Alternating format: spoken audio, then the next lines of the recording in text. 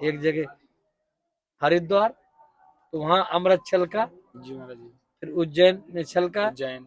फिर प्रयाग में, फिर नासिक में, ये नासिक। 4 जगह अमृत छलका है। तो वही पर्व ऐसा कहते हैं, जब समय आता है उस पर्व का, तो उस समय आकाश से अमृत वर्षा होती है। और महाराज जी जैसे कि इस समय, हाँ जैसे उस समय तो अमृत की कुछ बूंदें यहाँ पर गिरी, तो जो इस समय भी लोग आ रहे हैं उनको क्या क्या यहाँ पर लाभ प्राप्त हो सकते हैं जो क्योंकि ऐसा फील भी हुआ कि जब हमारा स्याही स्नान हो रहा था, तो हमारी जब स्याही सब लोग संतों की चल रही थी ना, तो हमें ऐसा लगा कि अमृत जैसी बूंद झर रही थी, टप टप टप टप, वही अमृत वर्षा है। वही है। महाराज जी अपने अपने जीवन की कुछ अनुभव आपके जानना चाहेंगे कि जब जब जैसे शुरुआत बाल्यकाल से आप संत वेश में आ गए हैं, तो आपका ऐसा कोई अनुभव रहा है, कभी ऐसा कुछ दर्शन हुए हो ईश्वर के, या फिर कोई चमत्कारिक घटना ऐसी कभी देखने को मिली हो, या फिर ऐसे कुछ जीवन के कुछ आपके अनसुने चीजें जो आज तक आपने नहीं साझा की है, हाँ तो उसके जानना चाहेंगे, जिज्ञासा है भक्त के मन में।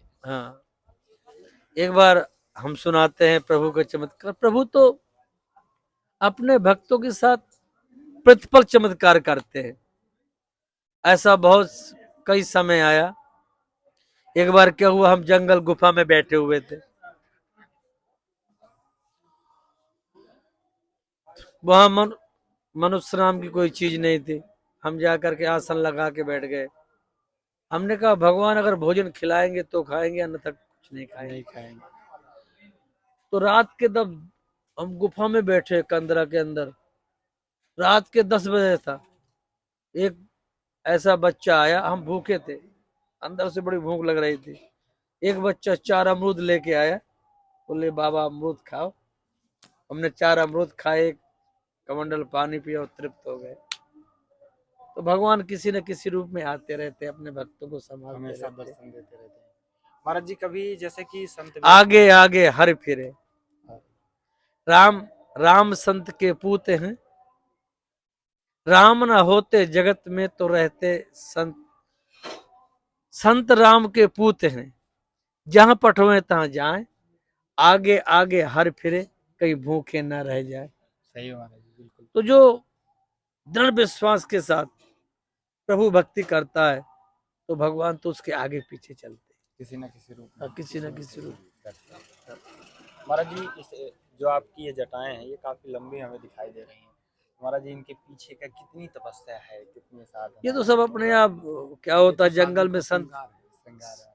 ये श्रृंगार भी होता है। दूसरी बात, जंगल में संत तपस्या करते हैं तो ये जटाएं बढ़ती रहती हैं, वहां नाव वाव कुछ पहुंच नहीं पाता। महाराज जी जंगल में जब आप रहते हैं तो कभी ऐसा हुआ हो कि कई सारे जीव जंतुओं से भी आपका हाँ, सामना हुआ शेरों के बीच में भी रहे।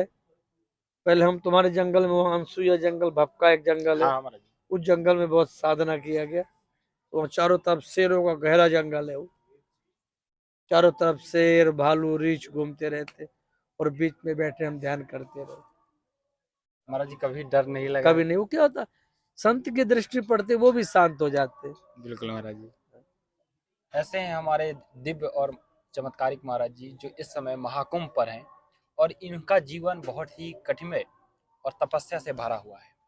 बहुत ही हमने जब अनुरोध किया महाराज जी से कि थोड़ा भक्तों के लिए आशीर्वचन और सत्संग का हमने गुजारिश की, तब महाराज जी तैयार हुए। नहीं महाराज जी हमेशा जो है थोड़ा वीडियो से फोटो से हमेशा दूरी बना कर रखते हैं, और महाराज जी गुप्त कंदराओं में निवास करते हैं, और हमेशा उनकी कठोर साधना रही, जंगल में रहे, और इस समय महाकुंभ पर हैं। तो हमारी विनती और गुजारिश पर आप सभी को महाराज जी ने थोड़ा सत्संग दिया, तो महाराज जी आप सभी का भक्तों की तरफ से भी आपको बहुत बहुत नमन करते हैं महाराज जी, और सभी भक्तों को एक बार आशीर्वाद दीजिएगा कि ठीक सभी है, का जीवन शुभमय हो बस सके महाराज जी। भगवान से प्रार्थना करते कि हे माँ गंगा, हे प्रभु, सब भक्तों का कल्याण करो, जय महाराज सुख जी। शांति समृद्धि। जय गंगा भैया हर की। हर हरे हर हरे हर महादेव। महादेव।